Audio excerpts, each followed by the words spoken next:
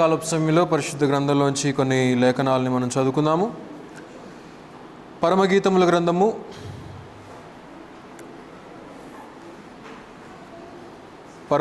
గ్రంథము 6వ అధ్యాయము 2వ వచనాన్ని చదువుతున్నాను, దయచేసి గమనించండి.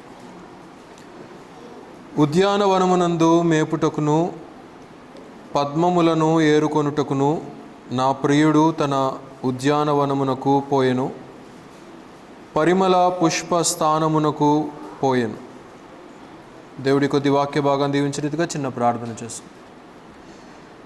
ప్రియరక్షక మా యేసయ్య, ఈ యొక్క ఉదయకాలపు సమయంలో ఇంతవరకు ఆరాధన కార్యక్రమం అంతట్లో కూడా మీరే సర్వమహిమ ఘనత పొంది ఉన్నారని నమ్ముచున్నాము నాయన. అలాగనే మా ప్రభువా, ఈ సమయంలో వాక్యోపదేశంలోనికి ప్రవేశించి ఉంటుండగా చదవబడిన లేఖన భాగంలో మీరు దీవించండి. పరిశుద్ధాత్మని యొక్క జ్ఞానము ద్వారా మాలో ఉన్న ప్రతి ఒక్కరి హృదయాలకు ఏ మాటలు అవసరమో మీ యొక్క జ్ఞానము చేత మా యొక్క ఆత్మలకు అనుగ్రహించండి నాయన. నిలువబడిన నేను మట్టివాడను మీ యొక్క సిలువ చాటును మరుగుపరిచి మీ యొక్క శక్తితో నింపుదురండి.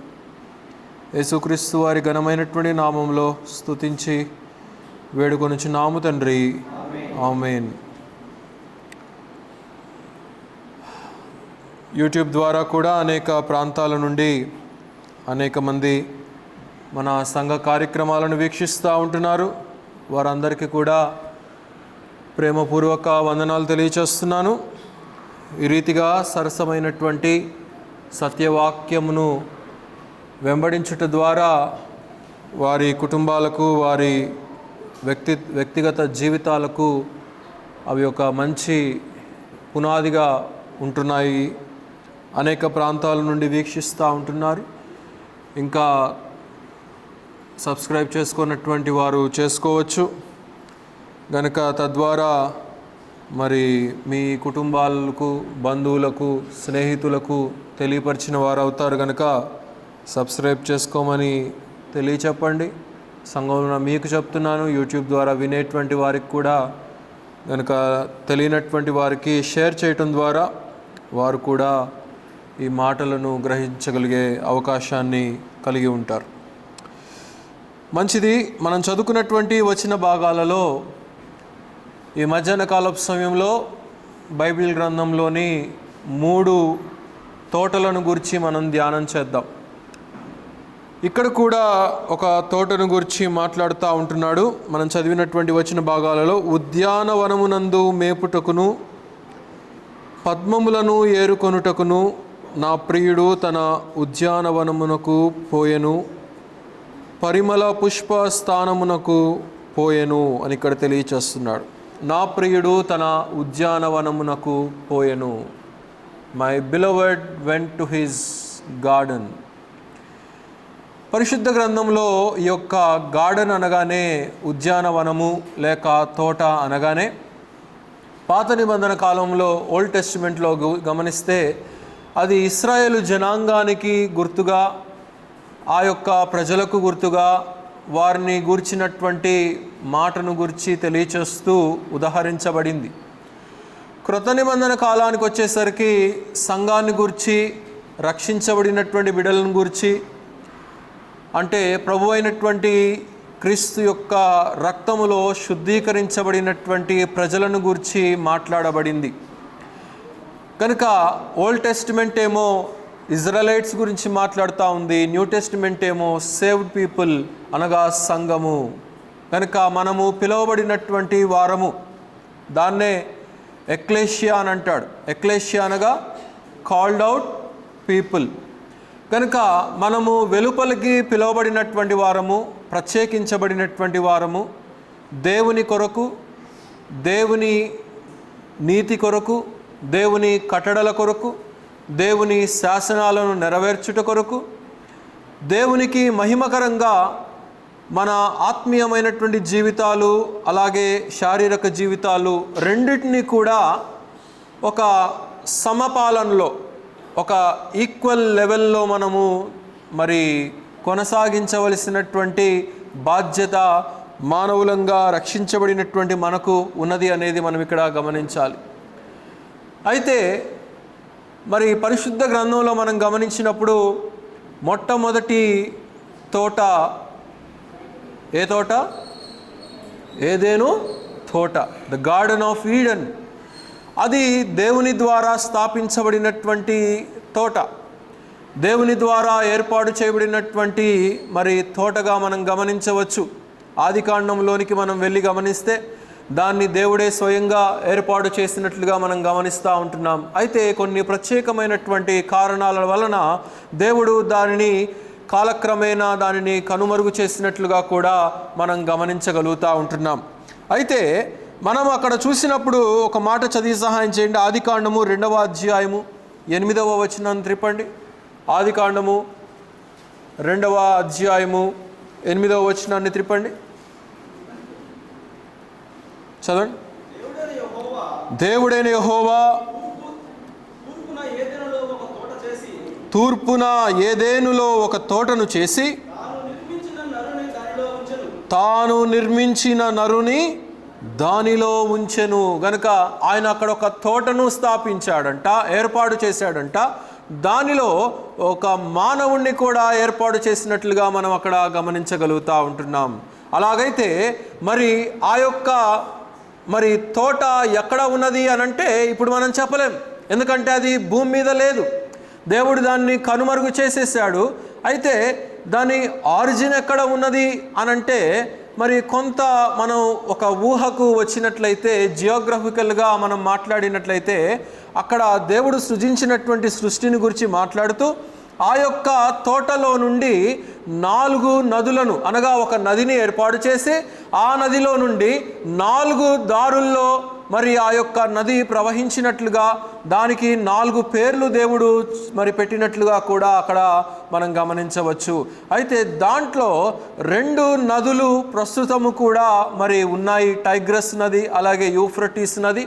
మరి ఆ నదుల యొక్క ఆరిజిన్ ఎక్కడ ఉన్నది అనేది కనుక మనం గమనించినట్లయితే ఇరాక్ దేశంలో మరి ఆ యొక్క ఆరిజిన్, ఆ నదుల యొక్క ప్రారంభము ఆ ఇరాక్ అనబడినటువంటి ప్రాంతములో ఉన్నది.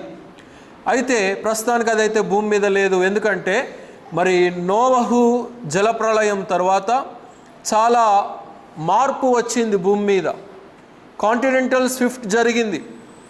ఆ యొక్క జలప్రళయము ఎత్తైనటువంటి శిఖరాలను సహితము మరి ముంచి వేసినట్లుగా శాస్త్రజ్ఞులు కూడా నిరూపిస్తూ ఉంటున్నారు. ఈ మధ్యనే అన్నిటికంటే ఎత్తైనటువంటి పర్వతం ఏదండి?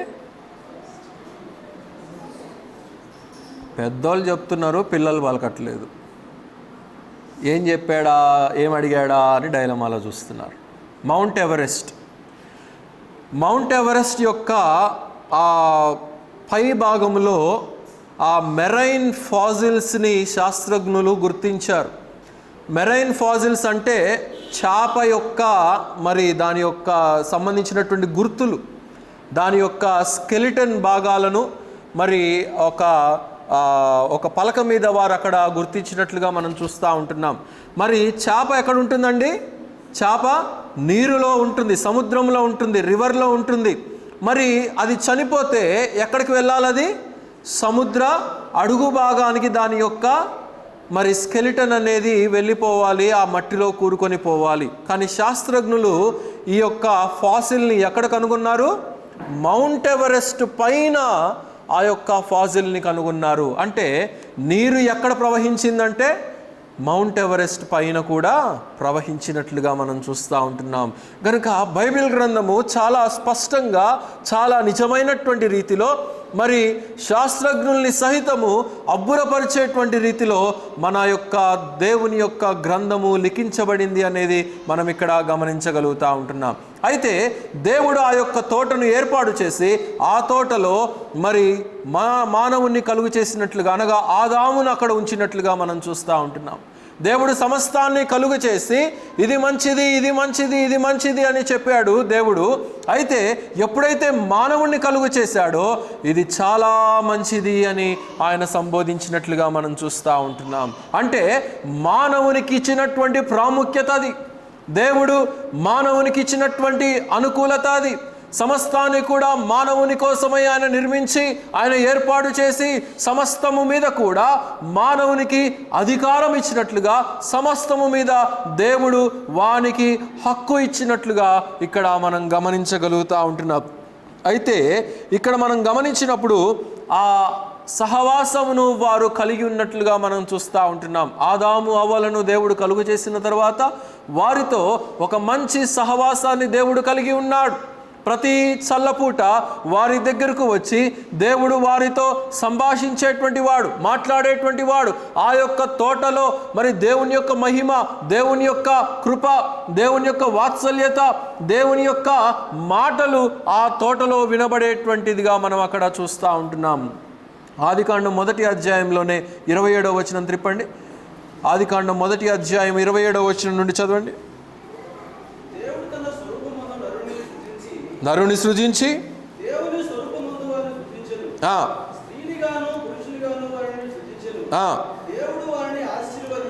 దేవుడు వారిని ఆశీర్వదించెను. ఎట్లనగా మీరు ఫలించి అభివృద్ధి పొంది విస్తరించి భూమిని నిండి దానిని లోపరుచుకొనుడి. గనక దేవుడు ఎంత ఆధిక్యత ఇచ్చాడండి. సమస్త భూప్రపంచము మీద మానవునికి దేవుడు ప్రాముఖ్యత ఇచ్చాడు. దేవదూతల కంటే కూడా మానవునికే దేవుడు ఎక్కువ ప్రాముఖ్యత ఇచ్చాడు. మీరు అనొచ్చు, దేవదూతల కంటే కొంచెము తక్కువగానే మానవుని సృజించితివి కదా అనే వాక్యం ఉన్నది కదా అని చెప్పి అనంటే, అది మనం చేసుకున్నటువంటి స్థితి. అది మనము అవిధేయత పడుట ద్వారా, పాపంలోనికి ప్రవేశించుట ద్వారా మరి మానవునికి దేవుడిచ్చినటువంటి స్థానము సర్వ భూప్రపంచం మీద మరి దేవుడు ప్రథమ స్థానాన్ని కలిగి ఉన్నాడు.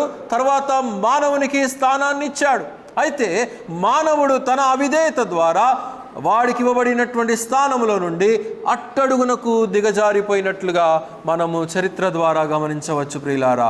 అలాగైతే సమస్తాన్ని కూడా మీరు లోపరుచుకొని ఇక్కడ నివసించండి అని చెప్తా ఉంటున్నాడు దేవుడు. అక్కడ చెప్తూనే ఒక బాధ్యతను కూడా ఆదాముకి ఇస్తున్నాడు. 2వ అధ్యాయం 15వ వచనం త్రిప్పండి. 2వ అధ్యాయం 15వ వచనం. మరియు దేవుడైన యెహోవా సేద్యపరుచుటకు దానిని కాచుటకును దానిలో ఉంచెను. గనక తోటలో ఎందుకు ఉంచాడంట ఆదామవ్వల్ని? దానిని సేద్యపరుచుటకును దానిని కాయుటకును ఉంచినట్లుగా మనం చూస్తూ ఉంటున్నాం. గనక దీవెనతో పాటు ఒక బాధ్యతను కూడా అక్కడ ఆదాముకి ఇస్తూ ఉంటున్నాడు.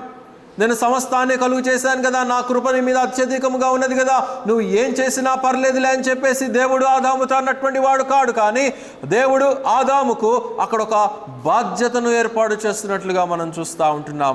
కానీ ఆదాము తనకివ్వబడినటువంటి బాధ్యతలో ఫెయిల్ అయిపోయాడు. తనకు దేవుడు అప్పగించినటువంటి పనిని సరిగ్గా నిర్వర్తించలేకపోయాడు. నేడు కూడా గమనించండి, చాలా సమయాలలో మరి కుటుంబాల్లో ఉండేటువంటి బాధ్యతలను కానీ, ఉద్యోగాల్లో ఉండేటువంటి బాధ్యతలను కానీ, మరి వారికి ఇవ్వబడినటువంటి మరి స్థానానికి అనుగుణంగా ఇవ్వబడినటువంటి బాధ్యతలను నెరవేర్చలేనటువంటి వారు అనేక సమయాల్లో దిగజారిపోయినటువంటి అనుభవాలను మనం చూస్తూ ఉంటున్నాం. భార్య చేయవలసినటువంటి పని భార్య చేయాలి, భర్త చేయవలసినటువంటి పని భర్త చేయాలి, పిల్లలు చేయవలసినటువంటి పనులు పిల్లలు చేయాలి. కనుక ఆఫీస్లో ఒక వర్కర్ చేసేటువంటి పని ఆ వర్కర్ చేయాలి. కనుక ఏ స్థానానికి ఇవ్వబడినటువంటి పని ఆ బాధ్యతను వారు నిర్వర్తించేవారుగా ఉండాలి. అలా నిర్వర్తించలేనప్పుడు అక్కడ అవిధేయత దారి తీసేటువంటి ప్రమాదం ఉన్నది అనేది మనం ఇక్కడ గుర్తించాలి ప్రియులారా. వీరు కూడా ఇవ్వబడినటువంటి బాధ్యతను నెరవేర్చలేకపోయారు. తద్వారా సాతానుడు ఆ ఏదేను వనములోనికి ప్రవేశించినట్లుగా మనం చూస్తూ ఉంటున్నాం. 3వ అధ్యాయము నేను అనుకుంటాను బైబిల్ గ్రంథం అంతట్లో కూడా మరి విషాదకరమైనటువంటి చాప్టర్ ఏదైనా ఉన్నది అనంటే ఈ 3వ అధ్యాయము ఆదికాండములోనే. ఎందుకంటే పాపము ప్రవేశించినటువంటిది. దేవుని యొక్క మహిమ, దేవుని యొక్క వాత్సల్యత కురిపించబడుతున్నటువంటి స్థలములోనికి పాపము సాతానుడి ద్వారా మరి వచ్చినటువంటి విధానాన్ని మనకు అక్కడ తెలియచేస్తూ ఉంటున్నాడు. అనగా దేవుని యొక్క సహవాసము కోల్పోయినటువంటి అనుభవము ఆ యొక్క అధ్యాయంలో మనకు కనబడుతున్నట్లుగా మనం చూస్తూ ఉంటున్నాం.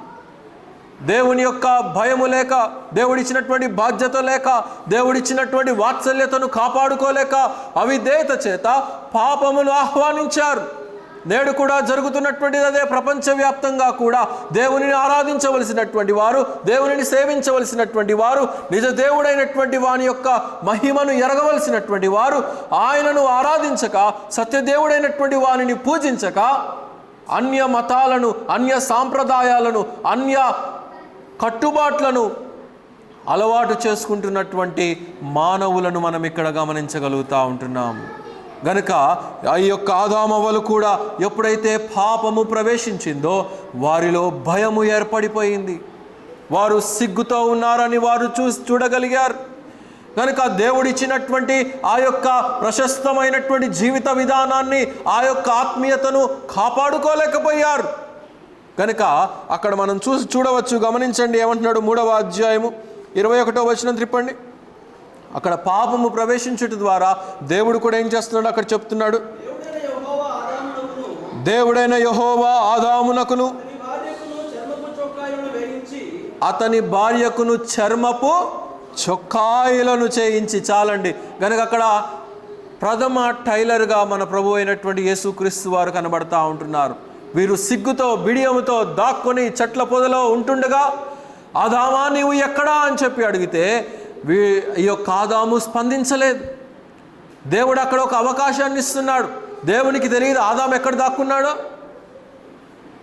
ఎలీషాకు తెలియదు గెహాజీ ఎక్కడికి వెళ్ళాడో, తెలుసు. కానీ ఎక్కడ ఉన్నావు, ఎక్కడికి వెళ్ళావు అని దేవుడు ప్రశ్నించడానికి కారణం ఏంటంటే, అట్లీస్ట్ అడిగినప్పుడైనా కానీ మనల్ని మనం కరెక్ట్ చేసుకుంటామేమో, మనల్ని మనం సరి చేసుకుంటామేమో అనేటువంటి ఒక అవకాశాన్ని దేవుడు అక్కడ ఇస్తున్నాడు. ఆదామా నీవు ఎక్కడ ఉన్నావు, నీ బాధ్యతను విస్మరించి నువ్వు ఏం చేస్తున్నావు అని దేవుడు అడిగినప్పుడన్నా అయ్యా క్షమించు అని చెప్పి పాదాల మీద పడి ఉంటే మరి కథ సీన్ ఇంకొకలాగుండేదేమో. కానీ ఇదిగో ఈ అవ్వనే ఇలా చేసిందని చెప్పేసి నేరారోపణ చేస్తూ ఉంటున్నాడు. కనుక ఇక్కడ కరెక్ట్ చేసుకోవాల్సినటువంటి పద్ధతిని మనము వింటున్నప్పుడు, తెలుసుకుంటున్నప్పుడు కరెక్ట్ చేసుకోవాలి. దేవుని యొక్క మాటలు కొన్నిసార్లు కఠినంగా ఉంటున్నప్పుడు, ఆ మాటలు మన హృదయాన్ని తాకుతున్నప్పుడు, అవును ఇది నా కొరకే ఇవ్వబడుతున్నటువంటి మాటలు అనేది మనం ఇక్కడ గమనించాలి. దేవుడు ఎప్పుడు కూడా ఏం చేస్తాడంటే ఒక నిజాన్ని చెప్పి మనల్ని గాయపరుస్తాడు. ఎందుకంటే మనం సవరించబడాలని. కానీ సాతానుడు అలా కాదు. ఒక అబద్ధాన్ని చెప్పి ఎలా ఉంటుందంటే, దేవుడేమో కఠినంగా ఆ నిజాన్ని చెప్పి మనల్ని బాగుపరచాలని ప్రయత్నిస్తుంటే, సెలూన్లో కనుక ఆ యొక్క ఇది ఆయిల్ వేసి మాలిష్ చేస్తారు. ఏం ఆయిల్ అది చెప్పండి పురుషులు? నవరత్న ఆయిల్ వేసి మాలిష్ చేస్తే ఏమైంది, కాసేపటికి తలంతా కూడా చల్లగా ఏసీలో ఉన్నట్టుగా, అడ్వర్టైజ్మెంట్ అంటాడు కదా, చల్లని కూల్ అన్నట్టుగా ఉంటుంది. సాతానుడు చేసేటువంటిది అది. దేవుడేమో హెచ్చరించి గద్దించి బాగుపరచాలని దేవుడు ప్రయత్నిస్తూ ఉంటే, సాతానుడేమో ఒక చిన్న అబద్ధము చెప్పి, ఒక చిన్న మార్గంగా వింటే విన్నావు, ఇప్పుడు పాటించాలా, ఇప్పుడు చెయ్యాలా, ఇప్పుడు దేవుని సన్నిధికి వెళ్ళాలా, ఇప్పుడు దేవుని ఆరాధించాలా అని చెప్పేసి వాడేం చేస్తాడంటే ఒక అబద్ధాన్ని, వాడిలో ఉన్నటువంటి గర్వాన్ని తీసుకొని వచ్చేసి మనము దేవుని మార్గంలో ఉండకుండా చేసేటువంటి పద్ధతి అదే. వాడు గర్వించి నాశనం అయిపోయాడు. మానవునికి కూడా అదే గర్వాన్ని అలవాటు చేసి నాశనానికి తీసుకొని వెళ్ళిపోతూ ఉంటున్నాడు. అందుకే యెషయా గ్రంథం 14వ అధ్యాయం 12వ వచనంలో అంటాడు, తేజో నక్షత్రమా వేకువ చుక్క అని చెప్పి పిలుస్తూ ఉంటున్నాడు. ఎందుకు? వాయిద్యాలు బాగా వాయిస్తున్నాడు, పాటలు బాగా పాడుతున్నాడు, వీడి యొక్క స్వరము ఎంతో అద్భుతముగా ఉన్నదని దేవుడు గుర్తించి తేజో నక్షత్రమా వేకువ చుక్క అని చెప్తే, ఆహా ఇక నా అంతటి ఘనుడు లేడు, ఇక దేవదూతలందరిలో కంటే నేనే ప్రధానమైనటువంటి వాడును, ఇక ఆ మహోన్నతునితో కూడా నన్ను నేను సమానముగా చేసుకుంటాను, ఇప్పుడు ఇక్కడ ఉన్నాను, అదిగో అక్కడికి వెళ్తే నా యొక్క సింహాసనమును అక్కడికి మార్చుకుంటే అయిపోతుంది అని చెప్పేసి వాడు ఆలోచన చేశాడు. దేవుడిచ్చినటువంటి స్థానములో నిలిచి దేవునిని గణపరిచే వారముగా ఉండకపోతే అంతకంటే మించినటువంటి స్థానానికి వెళ్ళాలని, అంతకంటే మించినటువంటిది ఏదో సాధించాలని దేవుడిచ్చినటువంటి దానిని ముందు నమ్మకంగా చేస్తే తదుపరి మనకు కావలసినటువంటివి ఇస్తాడు. మనం ఏం చేస్తామంటే ఆశీర్వాదాల్ని పొందుకుంటామే కానీ వాటిని నిలబెట్టుకోవాలని కానీ వాటిని కాపాడుకోవాలనేటువంటి ప్రయత్నము కానీ మనలో ఉండదు. తదుపరి అనేకమైనటువంటి వాటిని మనం కోల్పోతూ ఉంటాం. సాతానుడు చేసేటువంటి పద్ధతి అదే. మానవుణ్ణి వాడు భ్రమపరిచేటువంటి విధానం అదే. అయితే అక్కడ దేవుడు ఏం చేస్తున్నాడంటే పాపము ప్రవేశించినటువంటి మానవుని చర్మపు చొక్కాయలు చేయించి వారికి ఆ యొక్క వస్త్రంగా వాటిని ధరింపచేసి దేవుడు అక్కడ ఒక గొర్రె పిల్లను వధించినట్లుగా మనం అక్కడ చూస్తూ ఉంటున్నాం. గొర్రె పిల్లను ఎందుకు వధించాడండి? పాపము ప్రవేశించింది కనుక, వారికి క్షమాపణ కలగాలి కనుక దేవుడు అక్కడ గొర్రె పిల్లను వధించాడు. అది యేసుక్రీస్తు యొక్క సిలువకు గుర్తుగా మనకు అక్కడ కనబడతా ఉన్నది. సృష్టి యొక్క ప్రారంభములోనే మానవుని యొక్క విధేయత ద్వారా ఆ యొక్క దేవునికి మహిమగా ఉండవలసినటువంటి ఆ యొక్క తోట, దేవునికి ఘనతగా ఉండవలసినటువంటి ఆ యొక్క తోట, దేవునికి మరి ఆరాధనగా ప్రతినిత్యము కూడా ఉండవలసినటువంటి ఆ యొక్క తోట ఏమైపోయింది? అది పాపపు ఇష్టముగా మార్చవేయబడింది. అది పాపముగా మార్చివేయబడుట చేత దేవుడు వారిని అక్కడి నుంచి తోలివేసేశాడు. దేవుడికి ఎన్నటికీ కూడా ఆ యొక్క తోటలోనికి ప్రవేశించకుండా దానిని మానవునికి కనుమరుగుగా చేసినట్లుగా మనము గమనించవచ్చు. ప్రియులారా, రెండవ తోటను గనుక మనం గమనించినట్లయితే యోహాను సువార్త త్రిప్పండి. యోహాను సువార్త 18వ అధ్యాయము 1వ వచనం. యోహాను సువార్త 18వ అధ్యాయము 1వ వచనం.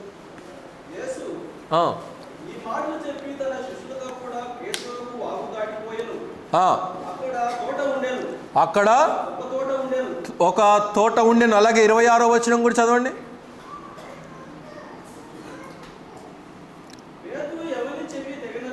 పేతురు ఎవని చెవి తెగ నరికెనో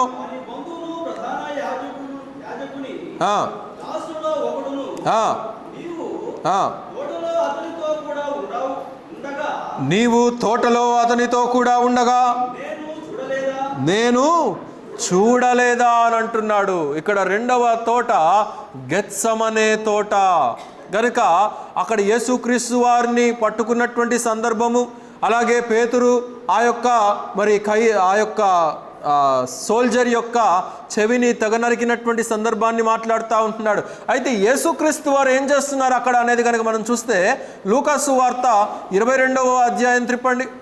లూకాసు వార్త 22వ అధ్యాయము 39వ వచనం.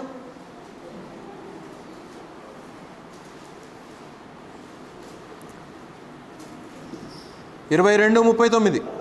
తరువాత ఆయన బయలుదేరి తన వాడుక చొప్పున ఒలీవల కొండ యొద్దకు బయలుదేరి వెళ్ళగా శిష్యులను ఆయన వెంట వెళ్ళిరి. ఆ చోటన చేరి ఆయన వారితో మీరు శోధనలో ప్రవేశించకుండానట్లు ప్రార్థన చేయుడని చెప్పి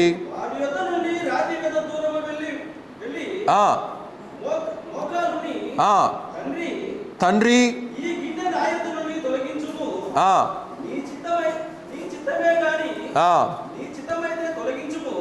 అక్కడ చాలండి. కనుక యేసుక్రీస్తు వారు తన యొక్క వాడుక చొప్పున గెత్సమనే తోటకు వెళ్ళి ఏం చేస్తున్నాడంట? ప్రార్థన చేస్తున్నట్లుగా మనం చూస్తూ ఉంటున్నాం. కనుక చాలామందికి మనలో ఒక్కొక్క వాడుకుంటుంది. కనుక ఆ యొక్క వాడుక చొప్పున మన యొక్క రొటీన్ పనులు మనం చేసుకుంటూ ఉంటాం. కనుక కొంతమందికి వాడుక ఏంటి అని అంటే కూటాలకి లేటుగా రావటం వాడుక, ఆరాధనకు లేటుగా రావటం వాడుక. కనుక అదొక వాడుక. లేకపోతే మరి ఆఫీస్కి లేటుగా వెళ్ళటం ఒక వాడుక. లేకపోతే కొంతమందికి ఫ్రెండ్స్తో టైం స్పెండ్ చేయటం ఒక వాడుక. లేకపోతే కొంతమందికి టీవీ చూడటం ఒక వాడుక. కనుక ఈ రీతిగా ఒక్కొక్కరికి ఒక్కొక్క వాడుక ఉంటుంది. కనుక కొన్ని సందర్భాల్లో వారి యొక్క వాడుక చొప్పున కొన్ని మాటలు మాట్లాడుతూ ఉంటారు. మళ్ళీ వెంటనే అరే పొరపాటు అయిపోయింది, ఇది నా వాడుక చొప్పున వచ్చినటువంటి మాట ఇది అని చెప్పి చెప్తూ ఉంటారు. కనుక ఈ రీతిగా ఒక్కొక్క వాడుక. అలాగే కాలేజీలకు వెళ్ళేటువంటి పిల్లకాయలకి ఒక గుంపుగా మాట్లాడుతూ ఉంటారు. వెనక నుంచి ఒకడు వచ్చి ఏరా ఒరే అని చెప్పేసి ఒక దెబ్బేసి మాట్లాడతాడు. వీడికి ఏం వాడుక? ఒక దెబ్బేసి మాట్లాడటం అలవాటు. కనుక ఒక దెబ్బ ఏందే వీడికి మాట రాదు, లేకపోతే వాడి దగ్గరికి వెళ్ళి మాట్లాడు. ఇంకా సహోదరి గురించి చెప్పాలంటే ఇక ఏం చెప్తాం? రోజు అన్నం మాడబెట్టడం ఒక వాడుక. మా ఆవిడకైతే అదే వాడుక. లేకపోతే భర్త మీద రోజు కేకలేయటం, రోజు కాఫీ ఇచ్చినట్లుగా, మార్నింగ్ కాఫీ ఇచ్చినట్లుగా ఉదయం లేచింది మొదలుకొని రాత్రి పడుకోబోయేంత వరకు భర్త మీద అరవటం ఒక వాడుక. కనుక ఈ రీతిగా ఒక్కొక్క వాడుక. అలాగే యేసుక్రీస్తు వారికి ఒక వాడుక ఉన్నది. ఏంటి అనంటే గెత్సెమనే తోటకు వెళ్ళి ప్రార్థించేటువంటి ఒక వాడుక ఆయన అలవాటు చేసుకున్నాడు. ఎంత గొప్ప సంగతో కదండి. సృష్టికర్త, తండ్రి యొక్క కుమారుడు, మానవుణ్ణి ప్రేమించి ఈ లోకానికి వచ్చినటువంటి ఆయన మన యొక్క పాపముల యొక్క విముక్తి కొరకు, ఆయన చేయబోయేటువంటి ఆ యొక్క మహాక్రయధనము కొరకు తన్ను తాను సిద్ధపరుచుకుంటున్నాడు. తన్ను తాను ఆ యొక్క మహాయజ్ఞము కొరకు ఆయన ఏర్పాటు చేసుకుంటా ఉంటున్నాడు. ఏంటి? ఎలాగంటే ప్రార్థన ద్వారా అలవాటు చేసుకుంటా ఉంటున్నాడు. అక్కడే లూకాసు వార్తలోని 21వ అధ్యాయము 37వ వచనం నుండి చదవండి. 21:37. ఆయన ప్రతి దినము పగటి యందు దేవాలయములో బోధించుచు రాత్రి వేళ ఒలీవల కొండ దగ్గరకు వెళ్ళి కాలము గడుపుచూ ఉండెను. ప్రతి ఉదయము దేవాలయంలోనికి వెళ్తాడంట. ప్రతి సాయంకాలమున ఈ గెత్సెమనే అనబడినటువంటి తోటకు వెళ్ళి ప్రార్థన చేయటం ఆయనకు అలవాటు. కనుక ఉదయకాలమే దేవాలయంలోనికి వెళ్ళిపోతూ ఉంటున్నాడు.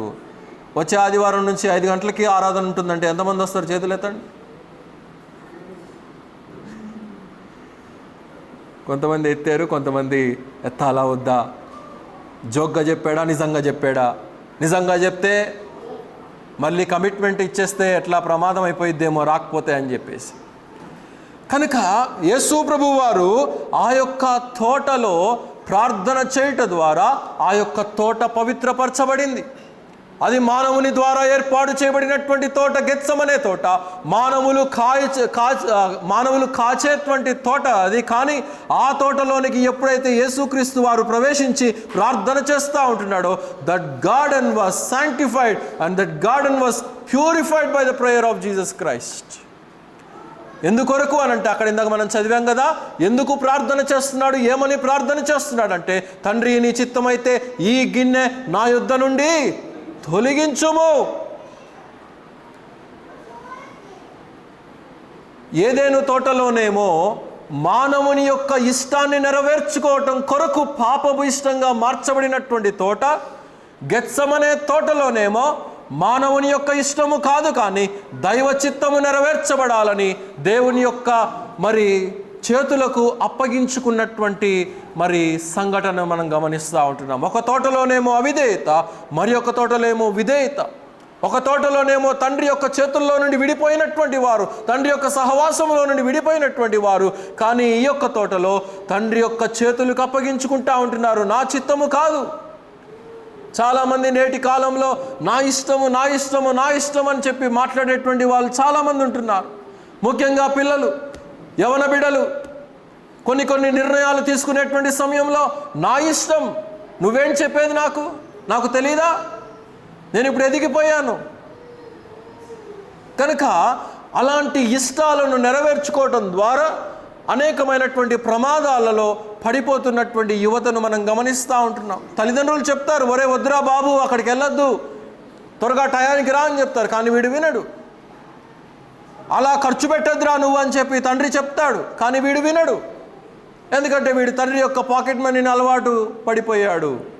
కనుక ఈ యొక్క వాడుక ద్వారా యవన బిడ్డలు తమ యొక్క ఇష్టాలను నెరవేర్చుకోవటానికి, అంటే సాతానుడి యొక్క ప్రణాళికను నెరవేర్చడానికి వీరు అడుగులు వేస్తున్నారు. ముఖ్యంగా పెళ్ళిళ్ళ కాడ వివాహాలు తీసుకోవలసినటువంటి వారు తండ్రి యొక్క, అంటే దేవుని యొక్క ఇష్టానికి అప్పగించుకోవాలి. ముఖ్యంగా క్రైస్తవ బిడ్డలు ఉద్యోగాలను చూసో, ప్యాకేజీలను చూసో, ఆడికి 30 లక్షలు ఉంది, ఈడికి 40 లక్షలు ఉంది, ఆడికి 50 లక్షలు ఉందని చెప్పి అడుగులు ముందుకు వేశారనుకోండి, లౌకిక పరంగా ఏనాడు కూడా చూడవద్దు. లోకపరంగా ఏనాడు కూడా మ్యారేజెస్ యొక్క డెసిషన్ను మీరు తీసుకోవద్దు. లోకపరంగా వాడికి 10 లక్షల ప్యాకేజ్ ఉండని, నెలకి 10,000 రూపాయలు రాని, నెలకి 50,000 రూపాయలు రాని, కానీ వాడు రక్షించబడినటువంటి వాడా కాడా, లేకపోతే ఆ యొక్క మరి పెండ్లి కుమార్తె రక్షించబడిందా లేదా అనేది నిర్ణయించుకొని ఒక మంచి కుటుంబంలో నుండి వారు వస్తున్నారా లేదా అనేది, క్రైస్తవ మర్యాద కుటుంబంలో నుండి వస్తున్నారా లేదా అనేది మనం గమనించుకోవాలి. కానీ నేడు అనేక మంది అలా చూడట్లేదు. Package package package. ఏం చేస్తావు? నీ బొందలో పెట్టుకుంటావు ప్యాకేజీని. ఉద్యోగాలు తీసేస్తున్నారు అక్కడ ప్యాకేజీలు అన్నీ పోతూ ఉంటే. రోడ్డును పడుతున్నారు ప్యాకేజీలు వెంబడబడేటువంటి వారందరూ కూడా. కనుక దైవ మర్యాద ప్రకారంగా తండ్రి ఇష్టానికి అప్పగించుకోవాలి. మరి ముఖ్యంగా మ్యారేజెస్కి వచ్చేసరికి, ఎందుకంటే క్రైస్తవ కుటుంబాలు, క్రైస్తవ వ్యక్తులు, రక్షించబడినటువంటి భార్యాభర్తలు కనుక ఉంటే చిన్న చిన్న మనస్పర్ధలు వస్తాయి, చిన్న చిన్న మాట అనుకునేటువంటి వస్తాయి. కానీ వచ్చినా కానీ దేవుని యొక్క భయము వారి మధ్యలో ఉంటుంది కనుక వారిని ఎడబాటులోనికి అది తీసుకొని వెళ్ళదు. కానీ ఎప్పుడైతే ఒకడు రక్షించబడినోడు ఇంకొకరు రక్షించబడనోళ్ళు ఉన్నారనుకోండి, అది ఇక ఏమవుతుందంటే నువ్వానేనా అని చెప్పి ఆ పెళ్ళి పెటాకులయ్యేంత వరకు కూడా కొనసాగించేస్తూ ఉంటారు. కనుక ఇక్కడ యేసుక్రీస్తు వారు నా చిత్తము కాదు కానీ నీ చిత్తమే నెరవేర్చబడాలి, నీ చిత్తము నా జీవితంలో నెరవేర్చబడాలని ఎంతమంది ఈ రోజున మనం అనుకుంటా ఉంటున్నాం. ప్రభువా, నా జీవితంలో నీ కార్యాన్ని జరిగించు, నా వ్యక్తిగత జీవితంలో, నా మనస్సులో, నా ఆత్మీయతలో నీ చిత్తమే నెరవేర్చబడాలనేటువంటి ఆశ కనుక మనలో ఉన్నట్లయితే we need to submit unto him. క్రీస్తు తండ్రి యొక్క చేతులకు తాను అప్పగించుకున్నాడు. దావీదు మందిరాన్ని కట్టాలని, ఆలయాన్ని కట్టాలని సమస్తాన్ని కూడా ఏర్పాటు చేసేసాడు. దానికి కావలసినటువంటి సామాన్లు ఏర్పాటు చేశాడు, దానికి కావలసినటువంటి వస్తువులు ఏర్పాటు చేశాడు, దానికి కావలసినటువంటి బంగారము, వెండి సమస్తాన్ని కూడా ఏర్పాటు చేశాడు. అయ్యా నేను కడతా అంటే దేవుడు ఏమన్నాడు? నువ్వు కట్టొద్దు, నీ ఇష్టం కాదు, నా ఇష్టం. ఇప్పుడు నీకు నేను టైం ఇవ్వట్లేదు. నీ కుమారుడు సొలొమోను యొక్క హయాములో ఈ యొక్క మందిరము కట్టబడుతుంది అని చెప్పి దేవుడు చెప్తే దావీదు లేదు, నా ఇష్టం, నేను రాజుని అన్నాడా? అలా అనలేదు. ఎవరైతే ఏముందిలే, నా కుమారుడే కదా కట్టేది, నా కుమారుడే కదా సొలొమోను కట్టాడు అని ప్రపంచమంతా కూడా రేపటి దినాన నా కుమారుని పేరే కదా మారుమ్రోగిపోయేదని చెప్పేసి దావీదు తండ్రి యొక్క చిత్తానికి అప్పగించుకున్నాడు. అలాగే క్రీస్తు కూడా అప్పగించుకున్నాడు. మనం పాపభూయిష్ఠులమని తెలిసినప్పటికీ కూడా ఆయన ఆ పాత్రను మరి ఆయన స్వీకరించినట్లుగా, విషపు పాత్ర అది, పాపపు పాత్ర అది. మన యొక్క క్రియల ద్వారా, మన యొక్క ఆలోచనల ద్వారా, మన యొక్క ఐహికమైనటువంటి విధి విధానాల ద్వారా ఆ పాత్ర విషముతో నింపబడి ఉన్నది. కానీ క్రీస్తు నీ చిత్తమైతే ఈ విషయాన్ని తొలగించు, కానీ నీకు ఇష్టమైందంటే మాత్రం ఆ విషయాన్ని సహితము నేను పుచ్చుకోవటానికి సిద్ధముగా ఉన్నానని చెప్పి క్రీస్తు విధేయత చూపించినటువంటి వాడిగా మనం చూస్తూ ఉంటున్నాం. ఆ సిలువలో మానవుని యొక్క కొరకై అప్పగించుకున్నట్లుగా మనం చూస్తూ ఉంటున్నాం. రోమీలకు రాసిన పత్రిక తిప్పండి, 5వ అధ్యాయము 19వ వచనం. రోమీలకు రాసిన పత్రిక 5వ అధ్యాయము 19వ వచనం. ఏలయనగా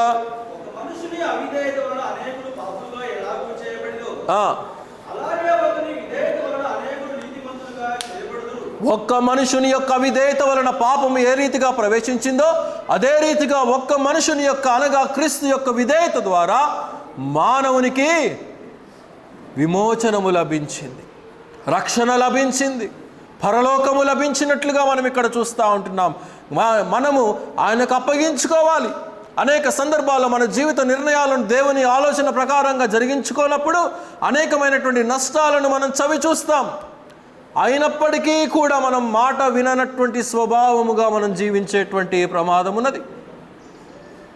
పూర్వకాలంలో ఈ రైల్ వెళ్ళేటువంటి దారిలో కొన్ని క్యాబిన్స్ ఉండేవి. ఇప్పుడు కూడా కొన్ని గ్రామాలకి వెళ్తూ ఉంటే ఆ ట్రాక్స్ కాడ కొన్ని ఎంటీ రూమ్స్ మనకు కనబడతా ఉంటాయి. వాటినే క్యాబిన్స్ అంటారు. ఇప్పుడంటే అధునాతనంగా టెక్నాలజీ మారిపోయింది కాబట్టి ఎక్కడో మెయిన్ స్టేషన్లో మాత్రమే ఆ యొక్క ఆపరేషన్ అంతా కూడా సిస్టమ్స్ అన్నీ మరి వచ్చేసినాయి. అక్కడ నుంచే బటన్ నొక్కుతారు. మరి ట్రైన్ ఎటు వెళ్ళాలో, ట్రైన్కి సిగ్నల్ ఇవ్వాలో లేదో, ట్రైను మరి వెళ్ళొచ్చో లేదో, ట్రైన్ ఒకవేళ వేరే మార్గంగా వెళ్ళాలంటే దాని యొక్క ట్రాక్ను మార్చేటువంటి పద్ధతి, సమస్తం ఆ యొక్క అలైన్మెంట్ను మార్చేటువంటి పద్ధతి అన్నీ కూడా ఇప్పుడు మరి చాలా ఈజీ అయిపోయింది. కానీ ఒకప్పుడు అలా ఉండేది కాదు. ఒకప్పుడు ఆ క్యాబిన్లో ఒక రోజున ఒక తండ్రి మరి అక్కడ ఉండి ఆ యొక్క ట్రైన్ వస్తూ ఉన్నది, గ్రీన్ సిగ్నల్ ఇచ్చేశారు ఆల్రెడీ, అది మరి ఇలా ప్రక్కగా వెళ్ళాలి, దానికి కావలసినటువంటి మరి అలైన్మెంట్ను కూడా ఈ యొక్క వ్యక్తి మార్చేశాడు. అయితే ఆ రోజున కుమారుడు తండ్రితో కూడా ఉన్నాడు. స్కూల్కి సెలవు ఇచ్చారు. తండ్రి ఏం చేస్తాడా అని చెప్పేసి చూద్దామని ఆ పిల్లవాడు తండ్రితో పాటు ఉండటానికి వచ్చాడు. ఆ రోజున క్యాబిన్లోనే ఉన్నాడు. అప్పుడు దాకా ఆడుకుంటా ఉన్నాడు. మరి తీరా చూస్తే ఏడి పిల్లవాడని చెప్పి చుట్టూ వెతుకుతూ ఉంటున్నాడు. చూస్తే ట్రాక్ మీద ఉన్నాడు. ఈ తండ్రికి అందుబాటులో లేడు, చాలా దూరంలో ఉన్నాడు. ఈ తండ్రి వెళ్ళాలి అని అంటే మరి ట్రైన్కి ఆల్రెడీ సిగ్నల్ ఇచ్చేశారు. ట్రైన్కి గ్రీన్ సిగ్నల్ ఇచ్చేసి మళ్ళీ రెడ్కి మార్చాలంటే అది అసాధ్యమైనటువంటిది. ఎందుకంటే వేల మంది ప్రాణాలు అక్కడ దాగి ఉన్నాయి కాబట్టి వారిని కాపాడాలంటే మరి కుమారుని ఏ రీతిగా కాపాడాలి, వారిని కాపాడాలి, కుమారుని కాపాడుకోవాలి. తండ్రికి ఏం చేయాలి అర్థం కాలేదు. ట్రైన్ వచ్చేస్తూ ఉన్నది, ఎంతో వేగంగా వచ్చేస్తూ ఉన్నది. ఒకే ఒక కేకేశాడు. ఏంటి అనంటే, రే కుమారుడా, నీవు నించున్న చోటనే అలా పడుకో నువ్వు ట్రాక్ మీద అని చెప్పేసి వాడికి కేక వేశాడు. వాడు వెంటనే ఆ తండ్రి యొక్క మాటకు లోబడి ఆ ట్రాక్ మీద వాడు అలాగనే పడుకున్నాడు. ఇప్పుడు మన పిల్లలు అనుకోండి, ఇప్పుడు నేను పడుకోవాలా అని అంటారు. బెడ్ మీద కదా నేను రోజు పడుకునేది అని అంటారు. లేకపోతే మన లాసన్లా అంటాడు అనుకో, ట్రైన్ ఎక్కేస్తానులే పర్లేదులే అని అంటాడు. కాబట్టి ఈ రీతిగా ఆ కుమారుడు విధేయత చూపించుట ద్వారా తన ప్రాణము కాపాడబడింది. తండ్రి చెప్పాడు ఒకటే ఒక మాట, కుమారుడా నీవు పడుకో అంటే వాడు వెంటనే విధేయత చూపించాడు. అలాంటి విధేయత మనలో ఉన్నదా? దేవుడు చెప్పిన మాట చెప్పిన వెంటనే. మరి మీలో ఎంతమంది మీ యొక్క తల్లిదండ్రుల మాటలు వింటున్నారో నాకైతే తెలియదు. మీ తల్లిదండ్రులు చెప్పేటువంటి మాటను వెంటనే చేస్తున్నారా, లేకపోతే ఒక 10 సార్లు మొత్తుకొని తల్లిదండ్రులు తలకాయలు బాదుకొని అప్పటికి వింటున్నారా? అప్పటికి విన్నా పర్లేదు, ఎప్పుడొకప్పుడు మీరు వింటమే కావాలి. లేదు అసలు వినట్లేదు మేమని చెప్తా ఉంటున్నారా? వినకపోతే ట్రైన్ వచ్చేస్తుంది, వినకపోతే నీ ప్రాణము పోతుంది. వింటేనేమో నీ ప్రాణము కాపాడబడుతుంది, నీ జీవము కాపాడబడుతుంది, నీవు పరలోక రాజ్యములోనికి చేరుతావు. గనుక దేవుని వాక్యాన్ని వినేటువంటి వారముగా మనము ఉండాలి అనేది మనం ఇక్కడ గమనించాలి ప్రియులారా. 3వ తోటను గురించి మనం చూసినట్లయితే పరమగీతము గ్రంథము 4వ అధ్యాయము 16వ వచనం చదవండి. పరమగీతము గ్రంథము 4వ అధ్యాయము 16వ వచనం.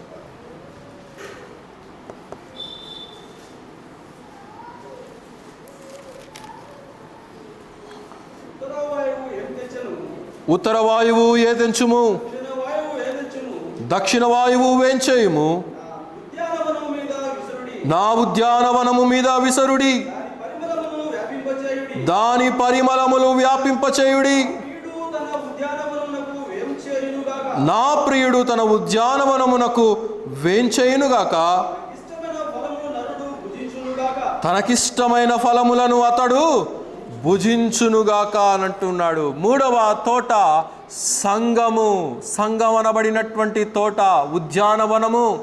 కనుక తన ప్రియుడు తన ఉద్యానవనమునకు వేంచేయుచూ ఉన్నాడు. యేసుక్రీస్తు వారు సంఘమును ఏర్పాటు చేసుకున్నది ఎందుకు అనంటే, ఆయన వేంచేసి ఆ యొక్క ఉద్యానవనములో నుండి ఆ యొక్క ఫలాలను ఆయన తీసుకోవాలని ఆయన ఇష్టపడుతున్నట్లుగా మనం చూస్తూ ఉంటున్నాం. ఉత్తర వాయువు వేంచేయుము, దక్షిణ వాయువు ఏతంచుము. పరిశుద్ధాత్ముని యొక్క వెదజల్లటం, ఆయన యొక్క కార్యాలు, ఆయన యొక్క పనులు, పరిశుద్ధాత్ముడు సంఘములో కానీ కుటుంబాల్లో కానీ రక్షించబడినటువంటి విశ్వాస యొక్క జీవితంలో కానీ ఆయన జరిగించేటువంటి కార్యాలకు గుర్తుగా ఆ వాయువు ఏతెంచుతున్నట్లుగా మనం చూస్తూ ఉంటున్నాం. నేడు ప్రపంచం మీద ఆ పరిశుద్ధాత్మని యొక్క కార్యము బలముగా జరుగుతూ ఉన్నది. స్వార్థ ప్రబలమవుతా ఉన్నది. ఆత్మలు రక్షించబడతా ఉంటున్నాయి.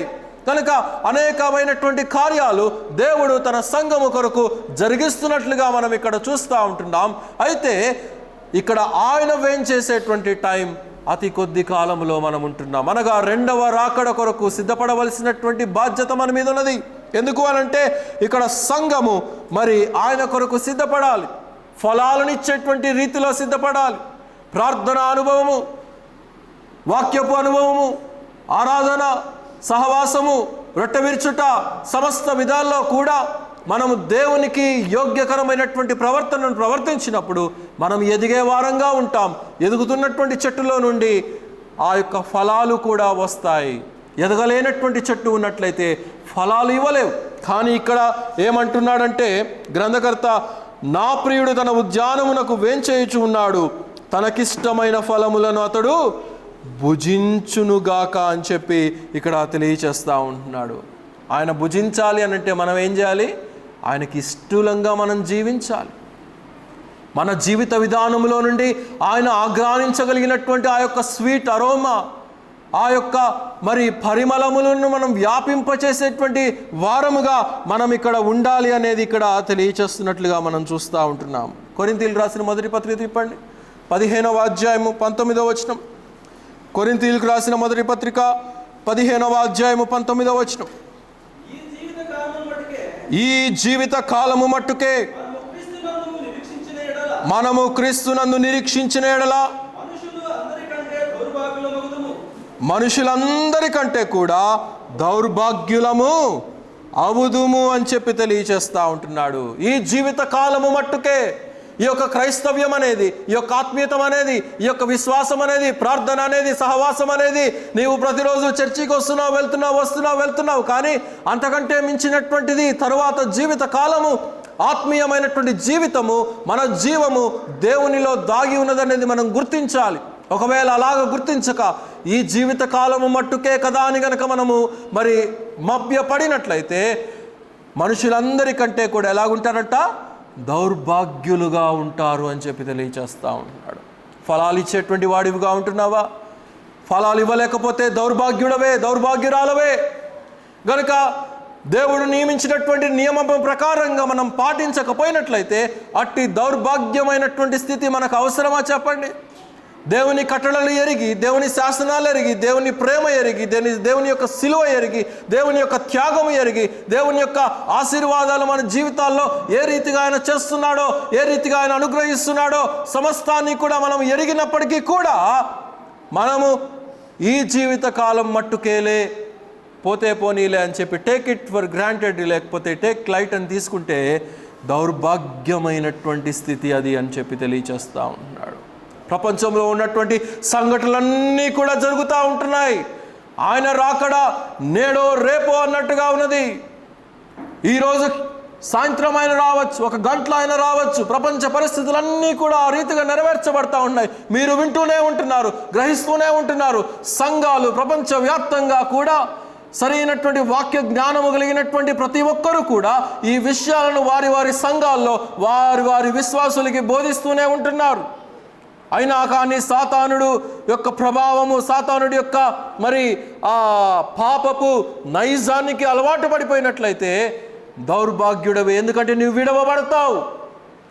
విడవబడితే ఎక్కడికి వెళ్తారండి? ఎక్కడికి వెళ్తారు చెప్పండి? నరకానికి వెళ్ళిపోతారు. కాపాడబడితేనే పరలోక రాజ్యము. కాపాడబడాలి అనంటే ఈ లోకంలో ప్రభువును యాక్సెప్ట్ చేయాలి. ప్రభువును యాక్సెప్ట్ చేయడం మాత్రమే కాదు, కానీ ఆయనకు తగినటువంటి జీవిత విధానాన్ని, ఫలాలను ఇచ్చే వారంగా మనము జీవించవలసినటువంటి బాధ్యత మన మీద ఉన్నది ప్రియులారా. గనుక నేడు అనేక మంది వారి యొక్క హృదయాల్లో నుండి ఆ యొక్క స్వీట్ అరోమా ఇవ్వలేకపోతూ ఉంటున్నారు. కుళ్ళు పట్టినటువంటి తత్వము, ఒక పీనుగ కనుక ఆ యొక్క శవము ఏ రీతిగా అయితే మరి చెడు వాసన వస్తుందో, ఫలాలు లేనటువంటి జీవిత విధానము, దేవుని ఆజ్ఞను పాటించలేనటువంటి వారు, దేవుడిచ్చినటువంటి స్థానంలో నిలబడలేనటువంటి వారు, దేవుడిచ్చినటువంటి శాసనాల్ని పాటించలేనటువంటి వారు అట్టి దౌర్భాగ్యమైనటువంటి స్థితిని కలిగి ఉంటారు. సిద్ధపడినటువంటి హృదయాలు, సిద్ధపడినటువంటి జీవితాలు, సిద్ధపడినటువంటి ఆత్మీయతను మనం కలిగి ఉండాలి. 10 మంది కన్యకల గురించి అనేక సందర్భాల్లో మనం చెప్పుకుంటూ ఉంటున్నాం. 5 దగ్గర నూనె ఉన్నది, 5 దగ్గర నూనె లేదు. ఈ 5 ప్రతి కార్యక్రమంలో పాలు పొందారు. అందుకే వారి యొక్క నూనె సమకూర్చబడింది. దేవుని యొక్క సహవాసాన్ని వారు కలిగి ఉన్నారు, వాక్యాన్ని చదువుకున్నారు, ప్రార్థనలో ఏకీభవించారు, పరిశుద్ధుల యొక్క సహవాసంలో ఉన్నారు. ఏ కూటం అంటే ఆ కూటం, ఎక్కడికంటే అక్కడ వెళ్ళిపోయారు. బైబిల్ క్లాస్లో పాలు పొందారు, ప్రార్థనలో పాలు పొందారు, సహోదరుల కూడికలో పాలు పొందారు, ఆరాధనలో పాలు పొందారు. నియామక కూడికలన్నింటిలో కూడా ఆ 5 పాలు పొందారు కనుక వారి బుడ్డిలో, వారి యొక్క ఆ యొక్క పాట్లో నూనె బలముగా ఉన్నది. ఒకవేళ ప్రియుడు రావటం ఆలస్యమైనప్పటికీ కూడా ఈ నూనె వారిని కాపాడుతుంది. కానీ మరి ఒక 5 సరి అయినటువంటి వెంబడింపు లేక, సరి అయినటువంటి శక్తి లేక వారు నూనెను సమకూర్చుకోలేకపోయారు. వారి యొక్క నూనె అంతరించిపోయేటువంటిది. మరలా వెళ్దాము కూటాలకి, దాన్ని సమకూర్చుకుందాము అని అంటే ప్రియుడు వచ్చేసాడు, తీసుకెళ్లాల్సింది తీసుకొని వెళ్ళిపోయాడు కూడా. ఏం ప్రయోజనం లేదు. కనుక ఇక్కడ మనం చూస్తూ ఉంటున్నాము, మనము ఆయన కొరకు వేగిరపడవలసినటువంటి వారమై ఉంటున్నాము.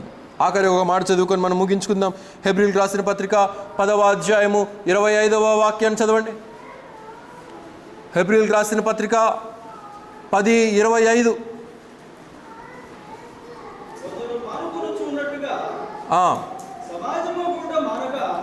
24 నుంచి చదవండి.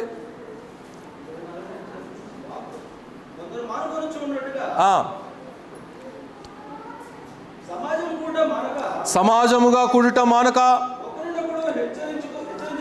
ఒకరినొకరు హెచ్చరించుచు. పైన 23 నుంచి చదవండి. వాగ్దానము చేసిన వాడు నమ్మదగిన వాడు గనుక మన నిరీక్షణ విషయమై మనము ఒప్పుకొనినది నిశ్చలముగా పట్టుకొందుము. అనేక మంది విడిచిపెట్టేస్తూ ఉంటున్నారు. అనేక మంది సరిగ్గా జీవించలేక, సరిగ్గా ప్రవర్తించలేక, మరి దేవుడిచ్చినటువంటి దానిని కాపాడుకోలేక, పట్టుకోకుండా విడిచిపెట్టేసేటువంటి దినాల్లో నేడు విశ్వాసులు జీవిస్తూ ఉంటున్నారు. అయితే ఏమంటున్నాడంటే, కొందరు మానుకొనుచున్నట్టుగా సమాజముగా కూడుట మానక ఒకరినొకడు హెచ్చరించుచు. ఆ దినము అనగా క్రీస్తు యొక్క 2వ రాకడ సమీపించుట మీరు చూచిన కొలది మరి ఎక్కువగా లాగు చేయొచ్చు.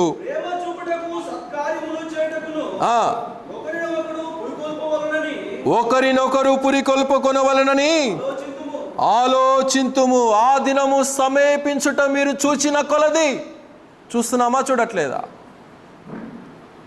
we are able to see, we are able to hear.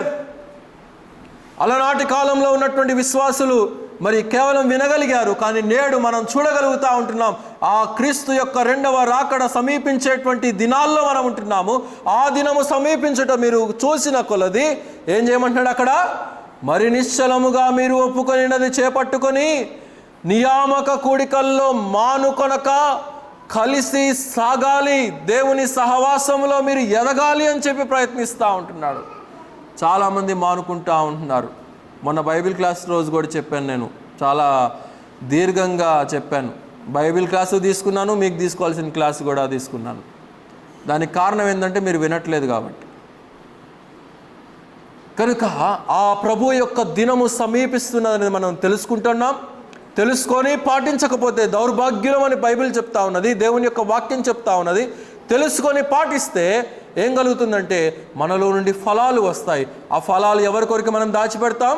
మన ప్రియుడైనటువంటి యేసుక్రీస్తు కొరకు మనం దాచిపెడతాం.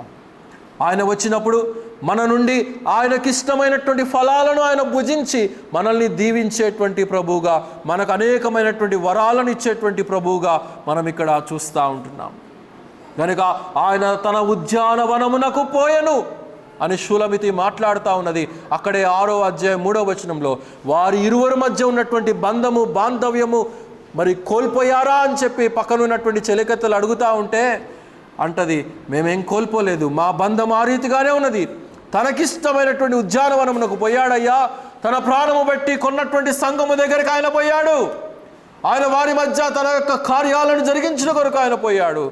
కనుక వారిలో నుండి వచ్చేటువంటి ఆ యొక్క ఫలాలను తినటానికి ఆయన పోయాడు అని చెప్పేసి షూలమితి మాట్లాడుతూ ఉన్నది. కనుక 3 రకాలైనటువంటి తోటలను మనము బైబిల్ గ్రంథంలో నుండి మనం చూసాము. మొదటి తోట ఏంటి? ఏదేను తోట, the garden of Eden which has been spoiled by sin. రెండవది గెత్సెమనే తోట, the garden of Gethsemane, a garden which is sanctified and purified by the prayer of Jesus Christ. మూడవ తోట సంఘము, పరిశుద్ధుల యొక్క సంఘము, అనగా క్రీస్తు రక్తము ద్వారా శుద్ధీకరించబడి పవిత్రపరచబడి ఆయన కొరకు ఎదురు చూసేటువంటి బిడ్డల యొక్క తోట, అనగా రక్షించబడినటువంటి మనమే ఆయన యొక్క తోట. కనుక the garden which is awaiting for the second coming of Jesus Christ. కనుక ఇంత గొప్ప అనుభవాన్ని దేవుడు మనకి ఇచ్చినప్పుడు మనం కూడా అంతే గొప్పగా అయినటువంటి రీతిలో ఆయనను వెంబడించుదాం, ఆయన కొరకు మనం జీవించుదాం, ఆయన కొరకు ఫలాలను ఇచ్చేటువంటి వారంగా మనము మరి జీవించినట్లుగా దేవుడి కొద్ది మాటలు మనందరి హృదయాల్లో కూడా సమృద్ధిగా దీవించునుగాక. అందరూ కూడా తలలు వంచినట్లయితే ముగింపు ప్రార్థన చేసుకొని మనం సెలవు తీసుకుందాం. ప్రియ ప్రభువా, మహాగణుడైన మా దేవా, ఈ యొక్క మధ్యాహ్న కాలపు సమయంలో ఇంతవరకు మా వినికిడిలో చదవబడినటువంటి లేఖన భాగంలో నుండి నాయన కొన్ని సత్యాలను నాయన మేము వినేటువంటి కృపనిచ్చారు. అందుని బట్టి వందనాలు. మా ప్రభువా యేసయ్య, అలనాడు నాయన ఎంతో చక్కటి రమ్యమైనటువంటి ఏదేను తోట, దాని యొక్క అర్థము కూడా రమ్యమైనటువంటి స్థలము. మరి మా ప్రభు, ఆ రమ్యమైనటువంటి స్థలంలో మీరు మానవుని కలుగు చేసి మీ పోలికలో మీ యొక్క స్వరూపంలో మీరు కలుగు చేశారు. ఎందుకంటే మీరు కలుగు చేసినటువంటి సమస్తానికి ఆధిపత్యము వహించాలని. కానీ మానవుని యొక్క విధేయత చేత, సాతానుడి యొక్క భ్రమ చేత వారికి ఇవ్వబడినటువంటి స్థానాన్ని వారు కోల్పోయారు. మరలా ఆ యొక్క స్థానాన్ని ఇవ్వటం కొరకు రెండవ తోటలో మీరు ప్రవేశించి, మరి మా ప్రభువా, మీరు ప్రార్థన యాచనముల ద్వారా మీరు ఆ యొక్క విషపూరితమైనటువంటి గిన్నెను మీరు స్వీకరించి, మీ యొక్క విధేయత చేత అవిధేయులమైనటువంటి మమ్ములను మీరు మరలా మూడవ తోటలోనికి మీరు మమ్మల్ని ప్రవేశింపచేశారు.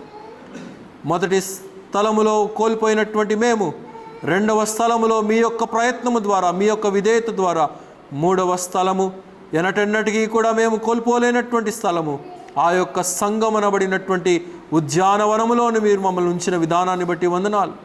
అవును నాయన, మా యొక్క జీవితాల్లో నుండి, మా యొక్క ఆత్మీయతలో నుండి, మా యొక్క ప్రవర్తనలో నుండి మీరు ఇష్టమైనటువంటి ఫలాలను మీరు తీసుకోవాలని చెప్పి మీరు అతి త్వరలో రాబోతూ ఉంటున్నారు. దానికి తగినటువంటి కార్యాలు సంఘములో పరిశుద్ధాత్ముని ద్వారా జరుగుతూ ఉంటున్నాయి. ప్రపంచంలో కూడా దానికి తగినటువంటి ఆనవాలు నెరవేర్చబడుతూ ఉంటున్నాయి. వినేటువంటి మేము, చూసేటువంటి మేము దౌర్భాగ్యులముగా ఉండక నాయన, మీ నుండి మెప్పు తీసుకునేటువంటి వారంగా, మీ నుండి మేము కిరీటములను అందుకొని మీ యొక్క రాజ్యములో మేము ప్రవేశించి ఆనందించేటువంటి కృపను అనుగ్రహించండి. మీరు వేయించేసేటువంటి కాలము, క్షణము అతి త్వరలో ఉన్నదనేసి మేము సంసిద్ధత కలిగి, ఆ దినము సమీపించుట మీరు చూచిన కొలది నియామక కూడికల్లో మానుకొనక సాగిపోవాలని నిశ్చలముగా మేము ఒప్పుకొనిన దానిని గట్టిగా పట్టుకోవాలని మీరు తెలియచేస్తూ ఉంటున్నారు. అవును, మిమ్మల్ని మేము ఒప్పుకున్నాం, మిమ్మల్ని మేము స్వీకరించాం, మిమ్మల్ని మేము మా యొక్క జీవితానికి నాయకునిగా, మా ప్రభువుగా మేము అంగీకరించి ఉన్నాం. కనుక మేము ఒప్పుకొనిన దానిని, అంటే మిమ్మల్ని మేము గట్టిగా పట్టుకొని, మిమ్మల్ని మేము విడిచిపెట్టక, సాతానుడికి మేము అలుసివ్వక, మా యొక్క జీవితాన్ని మేము సరిచేసుకోగలుగుటకు, క్రమపరచుకోగలుగుటకు మీ యొక్క సహాయం అనుగ్రహించమని ప్రార్థన చేయుచుంటున్నాం. ఈ మధ్యాహ్న కాలపు సమయంలో చేరి వచ్చినటువంటి ప్రియ బిడ్డలందరినీ కూడా నిండాలుగా దీవించండి, బలపరచండి. వారి వారి గృహాలకి క్షేమంగా తిరిగి వెళ్ళుటకు మీ యొక్క సహాయం అనుగ్రహించండి. ప్రతి ఒక్కరి ఉద్యోగాల్లోనూ రాకపోకల్లోనూ మీరు తోడుగా ఉండి సహాయం అనుగ్రహించమని ప్రార్థన చేయుచుంటున్నాం. అలాగనే మా ప్రభువా, ఈ రోజున మ్యారేజ్ యానివర్సరీ జరుపుకుంటున్నటువంటి శ్రీనంకుల్ అన్నమాంటిని కూడా మీరు దీవించండి, కనికరించండి. కుటుంబాన్ని మీ యొక్క చేతులకు అప్పగిస్తూ ఉంటున్నాం. అలాగనే మా ప్రభువా, ఈ వారంలో ప్రకటించబడినటువంటి సంఘ కార్యక్రమాలన్నింటినీ కూడా చక్కగా జరిగించండి. మీ నామానికి మహిమకరంగాను మాకు దీవెనకరంగా ప్రతి కార్యక్రమం జరగగలుగుటకు మీ యొక్క సహాయం అనుగ్రహించండి. యవన బిడ్డలు ఉంటున్నారు నాయన, కుడిముక్కాని ఎడముక్కాని తొలగిపోక మంచి జీవిత విధానాన్ని వారు మీ కొరకు జీవించడానికి మీ యొక్క సహాయం అనుగ్రహించండి. చంటి బిడ్డలు కావలసినటువంటి సమయోచితమైనటువంటి ఆరోగ్యాన్ని, ఎదుగుదలను మీరు అనుగ్రహించి మీరే మహిమ పొందండి నాయన. మీ యొక్క దీవెన ఆశీస్సులతో మమ్మల్ని నింపి మీరే మమ్మల్ని కనికరించుదురని యేసుక్రీస్తు వారి అతి శ్రేష్టమైనటువంటి నామములో స్తుతించి ప్రార్థించి అడిగి వేడుకొనుచున్నాము తండ్రి, ఆమేన్. మన తండ్రి అయినటువంటి దేవుని యొక్క ప్రేమయు, మన ప్రభువును మన రక్షకుడైనటువంటి యేసుక్రీస్తు వారి యొక్క కృపయు, పరిశుద్ధాత్ముని యొక్క అన్యోన్య సహవాసము సన్నిధి సర్వలోకంలో ఉన్నటువంటి పరిశుద్ధులందరితో పాటు మనకును సదాకాలం తోడే నడిపించునుగాక. ఆమేన్. అందరికి వందనాలండి. సెలవు తీసుకుందాం.